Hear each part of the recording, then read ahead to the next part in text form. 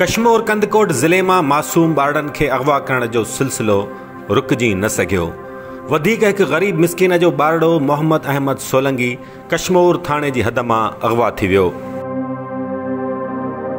कच्चे जा उहे फिरौन शहपर वटे हथियार ताणे पाण खे वॾो को मुड़स माण्हू सम्झंदा आहिनि। संदन मुड़सी ऐं गैरत जी हालत इहा आहे जो रगो कमज़ोरनि ऐं ग़रीबनि जे ॿारनि खे अगवा कंदा वतनि। कंहिं वॾेरे बासर कामोरे खे मेरी अख खणी ॾिसनि त खेनि पंहिंजे वज़न जी ख़बर पइजी वञे। ही मिस्किननि जा ॿारड़ा भुंग ख़ातिर अगवा कया वञनि था। कच्चे जा उहे दहशतगर्द लखें रुपया भुंग तलब कनि था। मतलब ही मिस्किन ग़रीब पंहिंजनि प्यारनि खे बाज़ियाब कराइण लाइ सॼी उमिरि जी जमा पूंजी घर घाट खपाए हिननि खे ॾियनि त ही लोफर नशा पता कनि, अयाशियूं कनि। इहे धाड़ेल वॾा के माउ पीउ जा पिटियल आहिनि जो खेनि अहसासु नाहे त औलाद छा शइ थींदी आहे।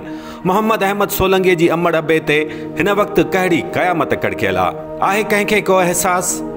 असां सिंध जे ग़रीब मिस्किन माण्हुनि आख़िर ॾोह कहिड़ो कयो आहे जो ॿियो त ठहियो असांखे सुख सां जीअण बि नथो ॾिनो वञे। ॾोह शायदि इहो आहे त असां में ॿधी नाहे, बसि ठलियूं आथतूं मज़मतूं ऐं अफ़सोस अफ़सोस कंदा था वतऊं। अॼु मोहम्मद अहमद सोलंगी अगवा थियो आहे, सुभाणे कंहिं ॿिए जो प्यारो खजी वेंदो। ख़ुदारा हिन गंभीर मसइले ते भरपूर आवाज़ उथारियो। मां अकेलो मिस्किन माण्हू पूरो करण वारो, मुंहिंजो हिन शहर में मां ग़रीब मिस्किन मां कंहिंजे अॻियां वञी करां। मां हाणे वधि में वधि अपील कंदो साफ़ी बिरादरी के, जेके बि कश्मीर तंज़ीम आहिनि, समाजी कारकुन आहिनि, मां हथ ॿधी उन्हनि खे चवां थो त महिरबानी करे मुंहिंजो बचिड़ो न आहे, तव्हांजो बचिड़ो आहे। ख़ुदा राम सां गॾु थियो ऐं आवाज़ उथारियो ऐं उन्हनि में पंहिंजो ई अक्स ॾिसो। अगरि मुंहिंजो मोहम्मद अहमद आहे, तव्हांजा बि हूंदा। महिरबानी करे तव्हां गॾु थियो, मुंहिंजी अपील ई आई आहे।